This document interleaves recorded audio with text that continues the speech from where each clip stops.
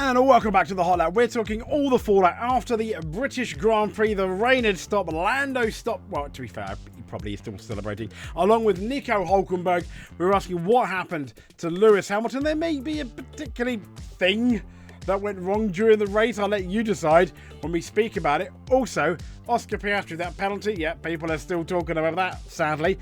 And a tribute to Eddie Jordan, which was really, really nice. Yes, Heinz Halfrenson looks a lot different. That's all I can say.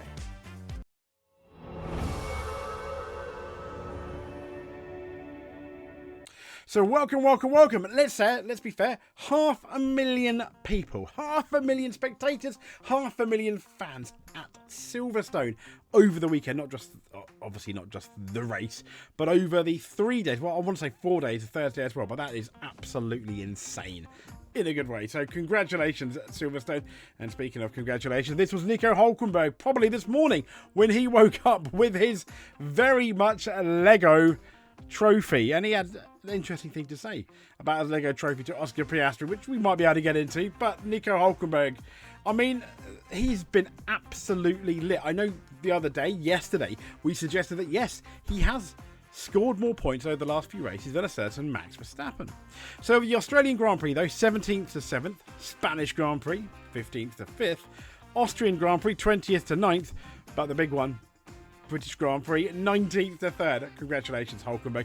It was just so, as much as I think the British fans, and I can understand it myself too, wanted Lewis Hamilton to get that third. How can anyone be annoyed with Nico Hulkenberg getting his first ever podium? Now, this was Oscar Piastri on the trophy. I don't know whether he was trying to make a joke. It almost sounded a bit spiteful, I thought. I don't think it is, though. It's just me reading into it. Let me know what you think. I also have a question for Nico. How does it feel after 15 years of F1 to get a podium and it's made out of Lego that you can just pull apart? And what, sorry? It's just made out of Lego that you can pull apart and probably buy next week. Yeah. I love Lego. Oh, It's good. My daughter can play with it too. Oh, yeah. You know, it's, They thought of you.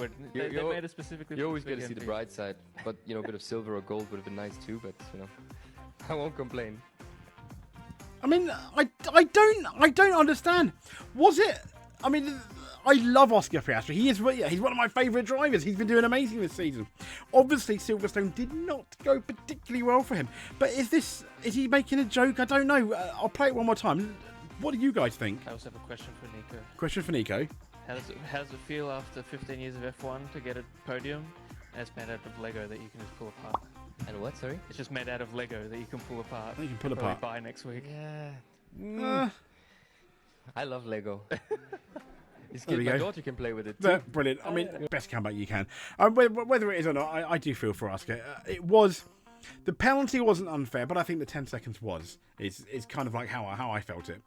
So, speaking of, on the negative front as well, slightly, motorsport.com is basically now comparing Charles Leclerc to Jean Alesi, suggesting, is Charles Leclerc going to be the next Jean Alesi, which I thought was really, really unfair. A diamond in the rough, but is he really World Championship material? While Charles Leclerc is in danger of becoming Formula One's next Jean Alesi. Can you remember Alesi, as we know, the passionate Frenchman in the red Ferrari, whose fearless style often evoked memories of Gilles Villeneuve? I mean, remember, Jean Alesi won just one race in 1995. You got obviously the Phoenix in 1990 when he took on the great Ayrton Senna in a, let's be fair, very underpowered Tyrrell. And for years, F1 siders were unanimous. Alesi would become a world champion. In the summer of 92, the biggest teams, Ferrari and Williams, wanted him. But as we know, it didn't turn out that way for Jean Alesi. He joined Ferrari at a time where the team was still searching for its identity following, sadly, Enzo's death.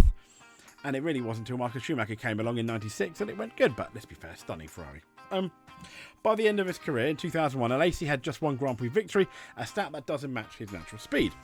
But in retrospect, this is what they're saying. He was not mentally resilient enough, saw himself as a superstar too early, was in the wrong place at the wrong time at Ferrari. Maybe I'm imagining things, but do you see parallels? I mean, okay, let's go. The 27-year-old Monegasque, who needed 7 Fs on Saturday to describe his own performance.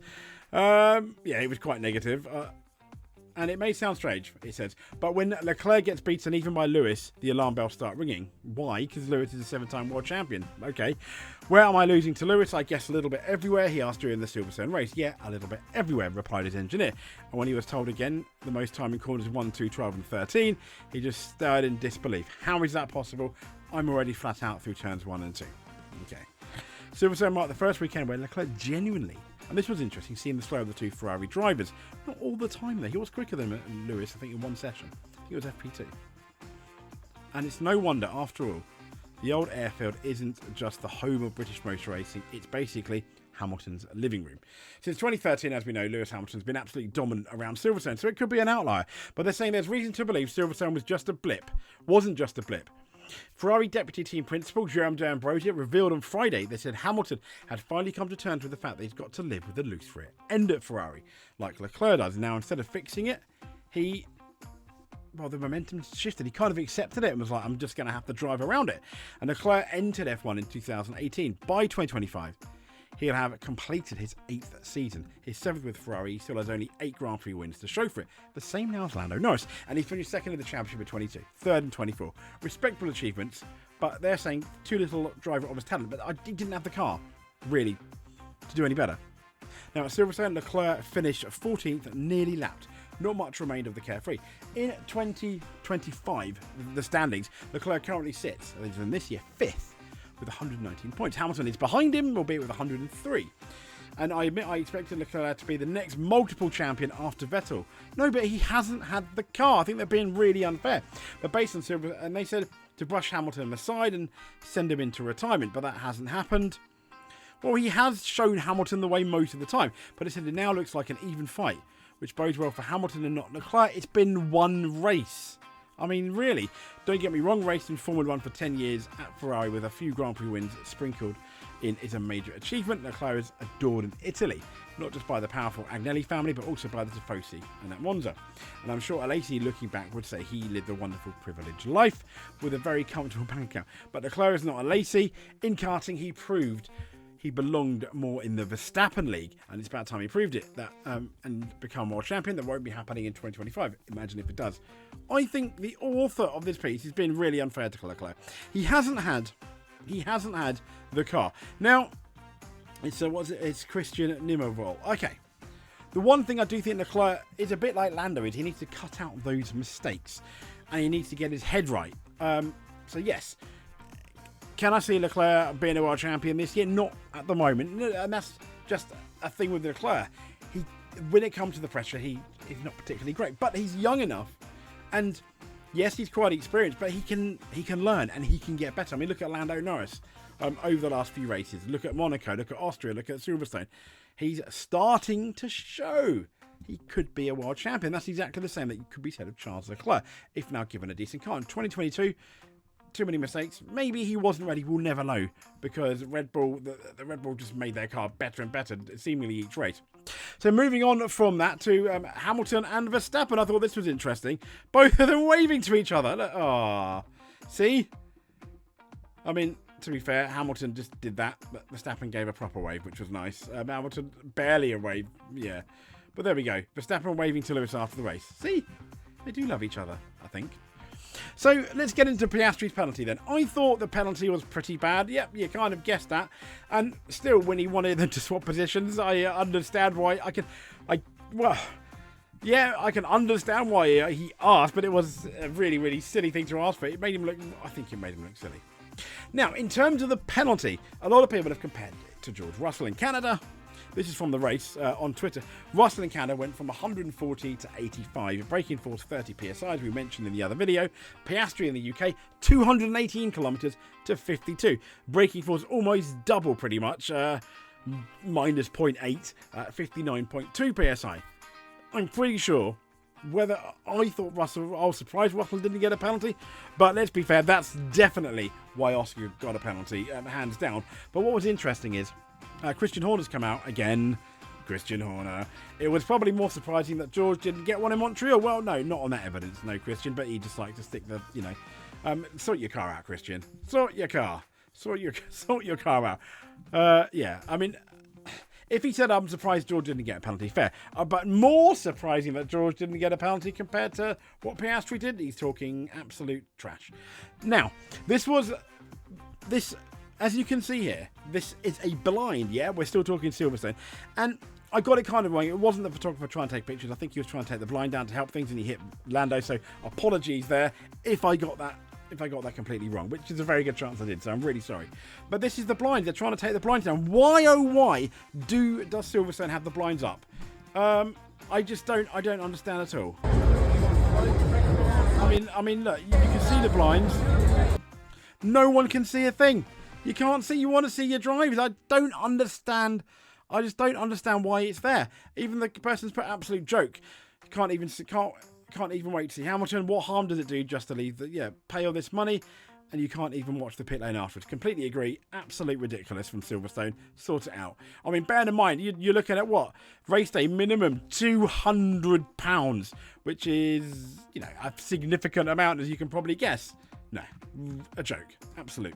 Now, Fred Vassar, he came out and suggested, is this a reason? Hamilton's GPS was down during the Grand Prix. He said, very, very chaotic race.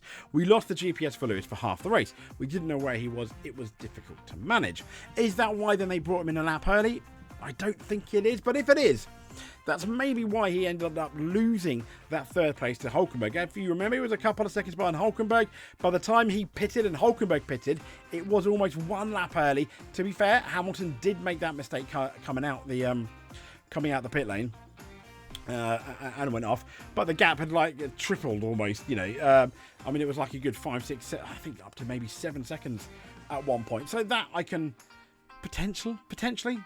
That cost him a place. Not to take anything away from Hulkenberg. This was George Russell after the race. Not exactly that happy. Just a terrible day. Hurts me a lot, to be honest, to have a day like that here as my home Grand Prix. You play it conservatively, we probably would have been, P3, P4, P5. Yeah. It's better than where we ended up, but it wasn't. That wasn't what we were going for. Just a terrible. He took the gamble. They said, George, don't be suicidal. George chose suicidal and went from what could have been a middling position, a potential podium, maybe podium contender like Lewis was, to, P10. So, that was on George, I think, because the team warned him. This round to end it. This was absolutely lovely. This was Team EJ, the Eddie Jordan appreciation. So we got Damon Hill. We've got Heinz Harold Frentzen. He looks so different. Johnny Herbert, Martin Bundle, Ralph Schumacher. For the life of me, I don't know who the other two are. It's really bad, but I don't. Oh, that's annoying. That's annoying. But there we go. Here's Damon Hill on the guitar. I probably can't play the volume simply because I'll probably get copyrighted. At the Eddie Jordan, I thought it was really, really good. There's Louise Goodman as well. Look, there we go. Oh, is that Crofty in the background potentially? Yeah, how lovely is that? Was that? No, I don't know. But there we go. I think that's brilliant. Well done, Damon Hill. I mean, look at the crowd. It's absolutely amazing. There's Johnny Herbert on the spanners. What is going on? Is that Brian May there? Absolutely. Yeah. I mean, great. Well done, Johnny. And there's obviously this pick here with the 7-Up, and that looks like the 1999 Jordan that nearly won the championship with Heinz Howard Frentzen, and obviously the Jordan 191. Gary Anderson might be. I think that's possibly there. Gary Anderson as well. That's definitely Louise Goodman. There's Martin Bundle, Ralf Schumacher, Heinz Howard Frentzen, Johnny Herbert. Anyway, it all looks absolutely lovely. So. Fantastic Eddie Jordan tribute there. If you made it to the end though, please give us a subscribe. That'll be fantastic. That'll give us a smile. If you're already subscribed, just hit that like button. That'll make us smile as well. Did you enjoy the British Grand Prix? Comment below. Let us know. We think we've got now 3 weeks, is it, till the next Grand Prix? What are we going to do? I'm sure we'll find something to do. Until then though, thank you so much for watching. We'll speak to you soon. But above all else, stay safe.